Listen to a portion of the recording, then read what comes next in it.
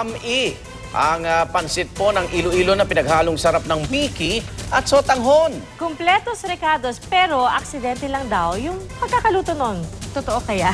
Tanong natin. At tanongin na natin si Micael Daes. Siya makakasagot. Aksidente.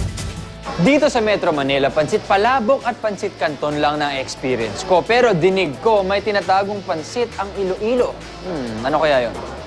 May itlog, hipon, karne, baboy. May parang malapansit canton na noodles, pero mayroon ring malasotang na noodles. Ano ba talaga yung bami? Ito ang bami. Ang definition kasi ng bami sa Western Visayas sa Region 6, Iloilo and Bacolod. Favorite ng mga Ilonggo, kung walang pansit doon na bami, parang hindi buo yung isang... So ano ba talaga yung bami? Ito talaga yung normal na sangkap ng bami? ng bami. So anong klaseng noodles po ito? Fresh Mickey noodles. Tapos itong, iba, sotanghon? Sotanghon.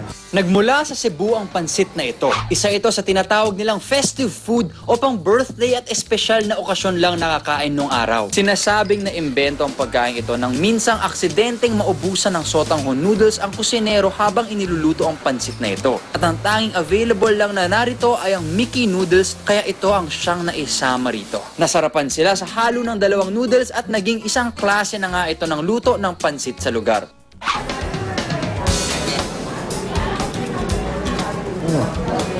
May mga ibang pansit kasi, parang sobra siya sa sarsa na nawawala na yung pagka-noodles niya. Yung gusto ko dito sa bami, nalalasami yung noodles. Ang bami, if I had a choice, kakainin ko with rice.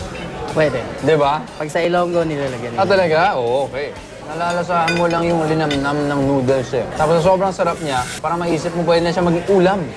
Sa totoo lang, ngayon na iniisip ko, yung bami para siyang pinaghalong pansit canton at pansit bihon.